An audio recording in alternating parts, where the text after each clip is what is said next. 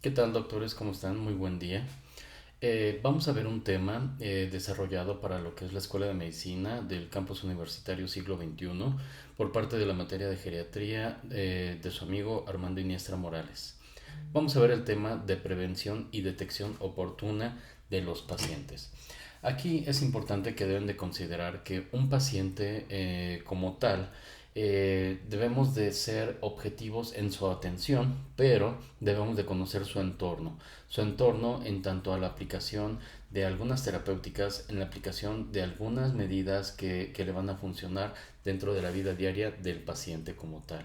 Por eso es importante que identifiquemos todo lo que vive el paciente, tanto el ambiente familiar, el ambiente social, tanto lo que sería las estructuras con las que está en contacto el paciente, como es su casa, como es en su trabajo, etcétera, ¿no? Entonces, al final de cuentas debemos de ver un todo para poder identificar algunas situaciones de que puedan agravar a posterior a nuestro paciente como tal. Vamos a ver que de las enfermedades más frecuentes en ancianos son la hipertensión arterial, alteraciones auditivas, enfermedades coronarias, diabetes mellitus, cáncer, enfermedad de Parkinson, osteoartritis, trastornos visuales, enfermedades pulmonares, enfermedad vascular periférica, alteraciones cognitivas y enfermedad cerebrovascular. Realmente de todas estas, si se fijan, son padecimientos crónico-degenerativos, algo que debemos de entender en el paciente geriátrico que muy probablemente tenga pluripatología, que tenga diferentes enfermedades, ya sea que tenga hipertensión arterial y que tenga aunado a una alteración cognitiva, que tenga alguna deprivación sensorial, como puede ser trastornos visuales y auditivas, que en ocasiones pueden ser causa de alguna alteración cognitiva. Eso es algo insisto, debemos de poner atención con la intención de poder identificar cuáles son las causas de alguna u otra enfermedad, porque acuérdense que en geriatría puede desarrollarse un círculo vicioso, una cosa me da la otra cosa me da la otra, y así sucesivamente vamos generando la cadenita donde se van complicando los pacientes. Otra cosa que debemos de entender aquí es que, por ejemplo, padecimientos crónicos degenerativos como hipertensión arterial, como diabetes mellitus, llegan a ocasionar otro tipo de comorbilidades, evento vascular cerebral, infarto agudo de miocardio, como son las enfermedades coronarias. También diabetes mellitus nos puede predisponer a necrobiosis o lo que es el pie diabético como tal, insuficiencia renal, nos puede generar alguna alteración visual como una retinopatía, donde también podrían entrar los trastornos visuales como tal. Entonces, algo que debemos de entender es que debemos de conocer las enfermedades o patologías más frecuentes en el anciano para poder ser inclusivos en el tratamiento sobre este tipo de enfermedades y que no avancen a más y que no tengan otro tipo de complicaciones como tal. Por eso es importante identificarlas, que las conozcan y que puedan desarrollar medidas para poder cuidar al paciente. Otra cosa que también debemos de identificar son las principales causas de muerte en la población como tal. Van a ver que de las principales causas de muerte en la población son derivadas a las enfermedades que ya les mencionaba en la diapositiva pasada, como hipertensión arterial, como diabetes mellitus, que a final de cuentas van desde enfermedades del corazón, mismo diabetes mellitus, que recuerden que diabetes mellitus es una de las principales causas de incapacidad en el paciente geriátrico, pero de sexo femenino. Eso es algo que debemos de considerar también. Tumores malignos, enfermedades cerebrovascular, enfermedad pulmonar obstructiva crónica, enfermedades del hígado, influenza, neumonía, que realmente aquí debemos de identificar algo muy importante, por ejemplo en EPOC, en enfermedad pulmonar obstructiva crónica y enfermedades del hígado. Debemos de considerar que estas enfermedades en cierta forma deben de hacerse diagnóstico diferencial ante lo que es el envejecimiento normal del paciente. Muchas veces vemos que el paciente llega a envejecer y llega a tener alteraciones pulmonares, alteraciones renales, alteraciones hepáticas, y en ocasiones le llegamos a atribuir a la edad lo que sería el EPOC, lo que sería la cirrosis, cuando en realidad es un diagnóstico diferencial. ¿Por qué? Porque al final de cuentas el pulmón, riñón e hígado tienen un envejecimiento que es una evolución esperada en el paciente. Más aún, se pueden agregar algunas o enfermedades o comorbilidades que pueden predisponer a la enfermedad como tal, ¿no? A cirrosis hepática, a enfermedad pulmonar obstructiva crónica, como enfisema pulmonar, como bronquitis crónica, hacia insuficiencia renal, cuando en realidad el envejecimiento no es el que le da la enfermedad, sino otras enfermedades, como es diabetes mellitus, como es hipertensión arterial, ¿no? Es algo importante que debemos de distinguir. El envejecimiento no es igual a que les dé cirrosis, a que les dé insuficiencia renal, a que les dé EPOC, sino envejecimiento es el diagnóstico diferencial, es algo esperado, y la otra es el que el paciente pueda presentar este tipo de sintomatología como tal y de morbilidad como tal, ¿no? Bueno, otra cosa que hay que considerar en el punto número 7 en influenza y neumonía, y en el punto número 8 como es accidentes, que realmente son situaciones la mayoría de las veces prevenibles. De hecho, vamos a ver que un 10 a un 15 y un 15% de ingresos en el hospital pueden ser prevenibles por vacunación, como es influenza y neumonía. En esta temporada de frío podemos nosotros desarrollar ciertas medidas preventivas para que el paciente no llegue a tener algún tipo de infección, ¿no? Como tal, infección respiratoria. Puede ser que se vacune con neumococo, se vacune de influenza, que el paciente generemos ciertos cuidados de medidas de ejercicios respiratorios, de evitar cambios bruscos de temperatura, porque recuerden que también el mismo cambio morfológico y fisiológico del paciente por el envejecimiento llega a predisponer a una baja de defensas, llega a predisponer a una falta de respuesta ante agresores del ambiente, ¿no? Como tal. Entonces es importante que debemos de considerar este tipo de acciones en el paciente como tal, ¿no? Asimismo, la desnutrición también, deficiencias nutricionales, son situaciones en las que también podemos incluirnos y poder vigilarlas para poder dar un buen tratamiento de manera integral con el paciente como tal, ¿no? Vamos a ver que es importante para nosotros identificar las áreas de oportunidad que tenemos en nuestros pacientes. No necesariamente tenemos que esperar a que el paciente llegue a 60 años de edad, como lo dice la legislación, donde ya nosotros podemos mencionar que es un paciente que se encuentra en el área de atención geriátrica, sino desde antes todavía. Una población de 40 años es donde nosotros debemos de iniciar la prevención. Insisto, ustedes no tienen que ser geriatras, pueden ser oftalmólogos, pueden ser cirujanos, pueden ser oncólogos, pueden ser ginecólogos, y a final de cuentas van a tener en su cartera de atención o cartera de clientes, van a tener población de 40 años, y a final de cuentas, ya sea mujer, ya sea hombre, ustedes van a poder promoverle el cuidado. ¿Para qué? Para que pueda tener un envejecimiento saludable. Un término que ya hemos platicado en presentaciones pasadas, y donde nosotros debemos de vigilar que esté el paciente en buenas condiciones para poder llegar a un envejecimiento exitoso como tal, ¿no? Que se mantenga bien, sin enfermedades crónico-degenerativas, sin alguna alteración que pueda agravar a la situación actual del paciente, ¿no? Entonces, a final de cuentas, la prevención en la vejez debe de ser a partir de los 40 años, incluso desde antes, incluso desde los niños, que debemos de generarle cierta educación de alimentación, buenas costumbres, buenos hábitos, ya que cuando llegan a la vejez se aferran a esas malas costumbres y a esos malos hábitos de consumir refrescos con gas, de consumir alimentos con un elevado contenido de grasas, de azúcares, y en cierta forma eso llega a mantenerse como una costumbre, un hábito en el paciente, y ellos ya realmente es difícil que los podamos cambiar. Tenemos que estar en cierta forma, de manera constante y permanente, insistiendo al paciente con la intención de poder retirar ese tipo de costumbres, ¿no? Que no son adecuadas ya para la atención geriátrica. Entonces, ¿desde dónde debemos de incluirnos? Desde los 40 años como tal. También debemos de generar un pensamiento, criterio, y sensibilizarlos hacia la prevención. que la idea es que nosotros logremos una mejor calidad de vida en el paciente, que reduzcamos la morbilidad y la mortalidad como tal en el paciente, derivado a enfermedades como las que yo ya les mencioné en diapositivas pasadas, ¿no? Enfermedades del corazón, diabetes mellitus, hipertensión, EPOC.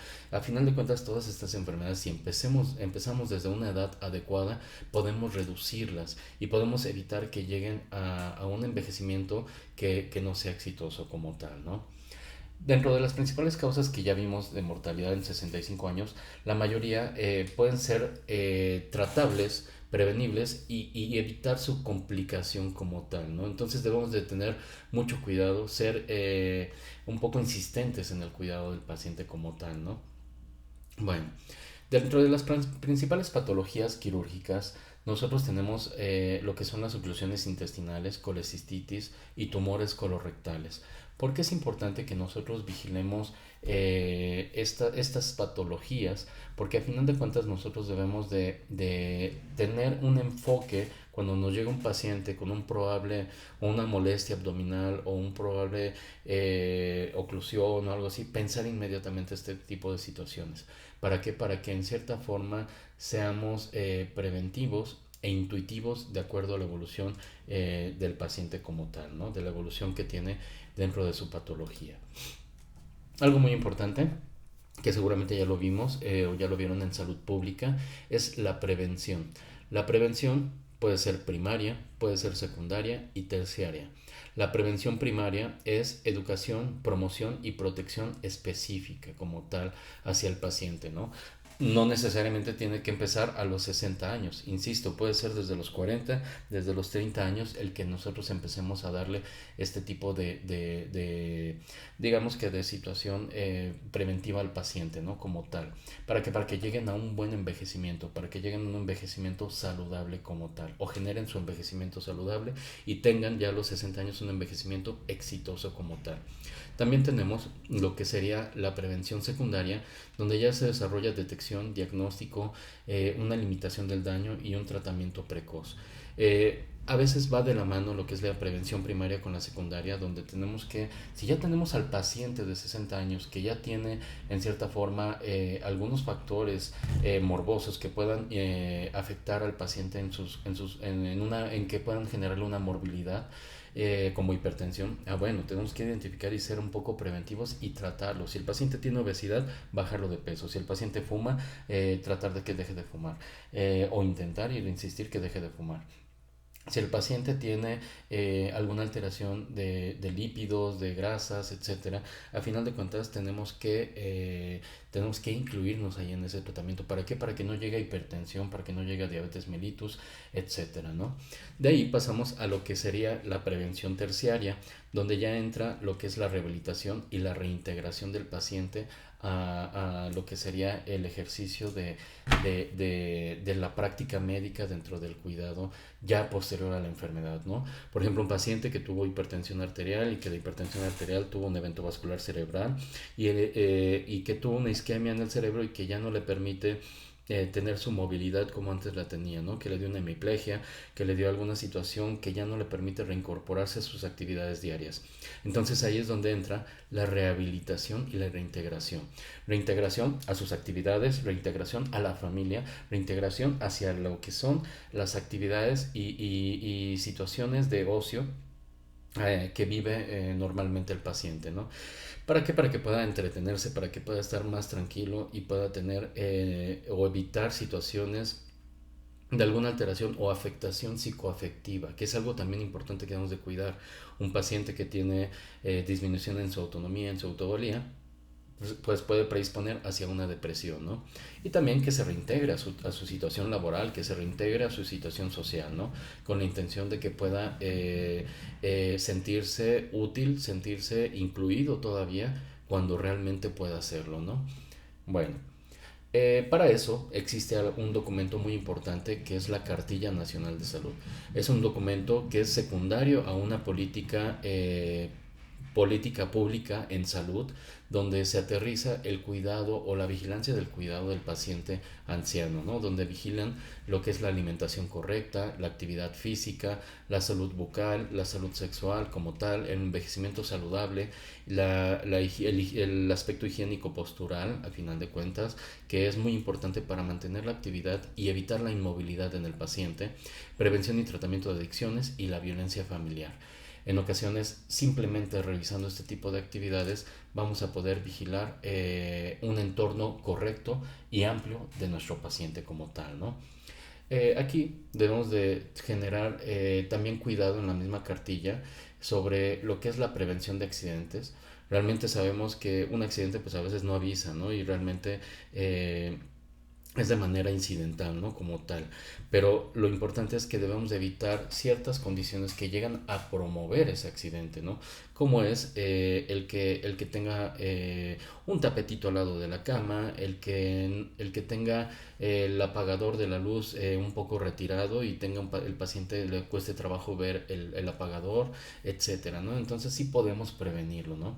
Infecciones de transmisión sexual, prevención de tuberculosis y más en la comunidad en la que nosotros nos desenvolvemos, donde vemos pacientes que vienen de áreas rurales, donde tal vez no fueron tratados por completo, que no terminaron su tratamiento para tuberculosis, etcétera.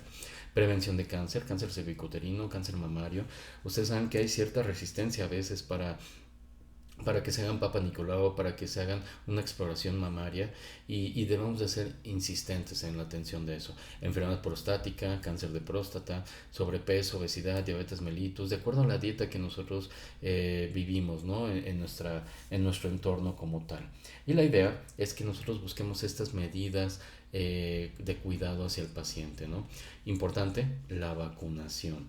La vacunación es un punto muy importante para lo que sería la vigilancia de, de, de, del paciente, ¿no? Para poder ver que esté bien, que no tenga riesgo a una neumonía, a una infección grave, ¿no? Como tal, que pueda llevarlo a una hospitalización, por ejemplo, ¿no?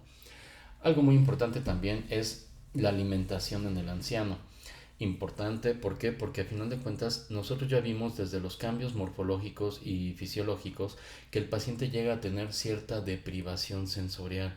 Empieza a disminuir su audición, empieza a disminuir su visión, pero a la par también disminuye lo que es el sentido del olfato y el sentido del gusto como tal, ¿no? Y vamos a ver que al paciente ya no se le van a hacer alimentos ricos, todos los alimentos que están proporcionándole al paciente como tal, ¿no? Entonces ahí es donde entra lo que es la restricción de sodio, pocos carbohidratos, pocas grasas animales y al final de cuentas el paciente por supuesto que como ya tiene cierta deprivación del gusto, pues ya no le sabe bien el alimento si no le pone sal, si no le pone azúcar y al final de cuentas es lo que tenemos que restringir, que tenemos que generar un cuidado de que no aumente estos factores en su dieta como tal, ¿no? Cuando el paciente va a querer hacerlo. Y recuerden, en las primeras diapositivas platicábamos que el paciente es resistente, que está aferrado a sus costumbres y a sus hábitos, donde nosotros debemos de cuidar que no llegue a incrementar este tipo de condimentos o situaciones en sus alimentos, ¿no? Como tal, cuidarlo, ser insistentes, estar al lado del paciente y poderle platicar el por qué es importante que no eleve su consumo de sal o consumo de azúcar como tal, ¿no? Preferentemente se requieren otro tipos de grasas para que podamos evitarlo el riesgo cardiovascular como tal e incrementarle, perdón, las porciones adecuadas de frutas y verduras frescas como tal. Te recomiendan 5 al día como tal. Entonces, si el paciente quiere algo dulce, mejor hay que decirle que en cierta forma debe de consumir más alimentos dulces como frutas y verduras y que tengan un buen aporte de calcio como tal para poder resistir en el aparato locomotor la estructura que mantiene todo su cuerpo, ¿no? Como tal. Y un adecuado también aporte proteico, hablando de 1 gramo por kilo por día, con la intención de que se mantenga bien. Puede ser proteínas de origen animal o puede ser proteínas de origen vegetal. Deben de conocer el entorno del paciente y deben de saber que en ocasiones el paciente llega a tener ciertas condiciones donde no puede consumir diario carne, ¿no? Entonces tenemos que buscar la manera de cómo poderle aportar esas proteínas que requiere al día de una manera de alternativa, ¿no? Como son la vegetal. Frijoles, habas, lentejas, alubias, etcétera. Bueno, beneficios como tal generales del ejercicio. El paciente se va a sentir mejor, va a tener una mejoría en su capacidad aeróbica como tal, va a tener un incremento en el consumo de oxígeno como tal, nos favorece la flexibilidad, nos favorece la fuerza muscular como tal, incrementa la masa muscular. Recuerden que el paciente empieza a degenerarse. En los cambios morfológicos del paciente vamos a ver que tiene disminución de las fibras musculares tipo 2, ¿no? Entonces la idea es que favorezcamos el incremento de esta masa muscular. El paciente se va a sentir bien, va a tener la percepción de estar bien. Acuérdense que algo muy importante en el paciente, de acuerdo a la OMS, es la autopercepción. ¿Cómo se siente el paciente? Si se siente bien, obvio que va a mejorar su autoestima como tal, ¿no? Entonces, el ejercicio es algo que debemos de promover en el paciente geriátrico para evitar complicaciones posteriores, ¿no? Prevención también de adicciones. Vamos a ver que las adicciones como tabaquismo y alcoholismo es muy frecuente en el paciente anciano. Tabaquismo, si nosotros permitimos que el paciente llegue a fumar, vamos a aumentar su riesgo de morbilidad y mortalidad. ¿Para qué? Para enfermedades cardiovasculares como son evento vascular cerebral, como son infarto agudo de miocardio, o también enfermedades como cáncer de pulmón, enfermedades como cáncer de orofaringe, de esófago, estómago, páncreas, vejiga, etcétera, ¿no? A final de cuentas debemos de cuidar este tipo de situaciones porque si de por sí el paciente va de la mano con un envejecimiento ya esperado de los órganos, pues agréguenle otra instancia o situación morbosa que va a afectar a estas enfermedades como tal, ¿no? El alcoholismo también, la prevalencia que creen es desconocida. ¿Por qué? Porque realmente no sabemos si el paciente tiene ciertas condiciones que evita o que logra ocultar ante sus familias, ante los cuidadores. Me ha tocado ver pacientes geriátricos que llegan a consumir alcohol y que no saben los familiares. Y recuerden, el Harrison habla, el libro de medicina interna, que 80 mililitros diarios de alcohol por 10 años es igual a cirrosis hepática. Agréguenle aparte el envejecimiento del mismo hígado como tal, ¿no?